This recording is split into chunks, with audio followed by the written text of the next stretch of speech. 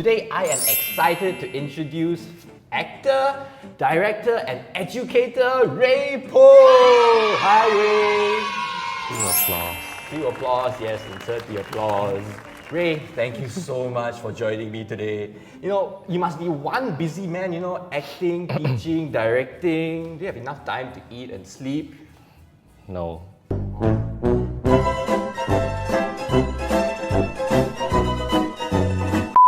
So Rei, how would you introduce yourself to our viewers? I suppose I am first and foremost a theatre maker, and then a director and an actor and an educator. So I teach at NAFA right now. So I'm the program leader for the Mandarin drama 讲华语. But also on the side, I have a little collective called Attempts, and we do participatory work, which kind of uses video games as a medium to investigate participation. And that's why I got a little bit of an excuse. Every time my partner say, hey, why are you still playing games? I'm doing research, okay? Play games. No, I think it's definitely one of the coolest things ever to incorporate game elements into theatre itself. Okay lah, now it's very overrated already. Is it? Yeah, everybody's doing a murder mystery kind of video games. It's more popular now, which is great. So it also tells me that I should start investigating other kinds of video games interaction rather than to gamify theatre in that sense. I mean, a lot of theatre companies are doing very well in that aspect. It was around early 2016/2017 that we started seeing you directing more shows. Why a shift into directing them? Before that, I did a lot of youth stuff, education stuff, forum theatre, community stuff, which involves directing, and I did a lot with Drama Box, right? So interaction and participation was something that I've started doing since very long time ago. So when I went to do my master's, which is directing for performance at Victorian College of the Arts, it was the natural progression that I wanted to investigate, and it's participation and directing. So when I came back, Go Buntik invited me to do a show called Prism. That's kind of my debut since coming back from Melbourne, and we had a wonderful time. We had a wonderful cast. We spent a lot of money on the set,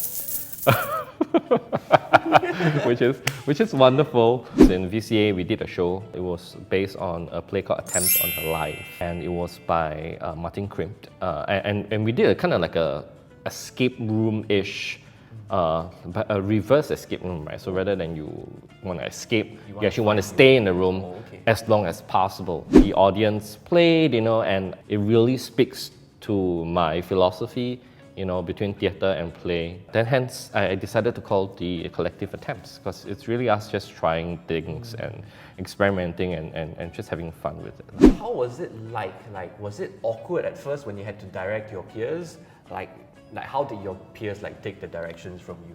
No lah, they just do lah. Just do. Ask them to stand. They must ask how long. Ask them to jump. Ask how high. How high? Yeah, exactly. Very easy, very professional one. No, unless you work with people like Trey Ho lah, Joe Tan lah, then they will do all the things that you don't want them to do. Then you'll be like, hey, why you do this, bro? There isn't a hierarchical kind of status oh, I'm the director, you got to do what I asked you to do. So in fact, it's very collaborative. Everybody gets to come in and they get to really do what they want to do at the same time as well. So I think that's fun. I mean, sometimes it's better to direct peers in that sense. So everybody can come together and have fun. Sometimes when you direct someone who is not your peer, then that whole thing of yes, director, waiting for the director to direct can be a little bit less fun. I think my philosophy has always been trying to, not as in direct peers, but perhaps everybody are little fun involve group. Everyone. Yeah. Our next segment is something called Never Have I Ever Theatre Edition. I'm gonna ask you the questions, and you have to answer with the sign I have or I never. You just have to share a little story of why you have or have never done that before. Never have I ever taken anything back home from a set of a shoot/show. I mean, sometimes costumes and stuff like that, they are oh, we don't want to really, you want to have the costume. Those more daily kind of stuff, and then they ask you whether you want to take lah. Okay. Never have I ever forgotten my lines during a show. So I've done shows where I blank out But the lines do come back to me. Yeah, but it's a occurring nightmare. Like I will sleep and then I will dream that I forget my lines and I will wake up in cold sweat and it's horrible. So I have Never have I ever Googled myself to read about my theatre reviews. I do it all the time. Okay. Don't you ever Google yourself? Like all your dating profile comes up, Never have I ever regretted being a teacher. Never. Aww. Yes, because I love the money. It's the money that keeps me going. And right now it's something that I really love doing, and that's in my way contributing to the industry as well. Let's get to our next segment called Let's Get Real. Isn't teaching like theatre students a very difficult thing to do? Difficult. Definitely, right? So the only time I feel like it's difficult is when the students are not motivated. But if the students are motivated, then I get a little bit more fun. So I force them to do things that they don't want to do. What's the most fulfilling part for you as a theatre teacher? The money. Besides the money. And the bonuses. Besides and the monetary benefits. Long holidays.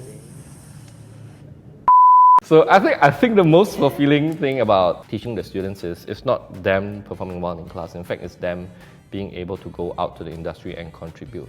And I think that's the most meaningful to me, and that's the most wonderful thing to me. Do you think that you will be a teacher forever? I feel like I will always be a teacher, be it officially or not officially. I think I've always have things to share, but also at the same time, I've always feel like I have things to learn. The act of taking in, learning and imparting will always be there. It might not always be in the way that I am doing right now, but it's gonna be there, right? People always compare LaSalle students, NAFA students. Do you think that there's a difference between LaSalle students and NAFA students? What do you think? I'm the one asking the questions here. So you answer first and then I'll answer. What do you mean by that? This is a trap. This is not. There is difference. Haha. So specifically, right? When I say LaSalle grad, what comes into your mind? I would say, or at least in my mind, I would say it's the BA acting and BA musical students, right? They receive certain amount of training. But when you say NAFA grads, you are actually thinking more of diploma grads. It's just a different comparison. There's no way to compare, right? But of course, are there stereotypes? Yeah, there's stereotypes, right?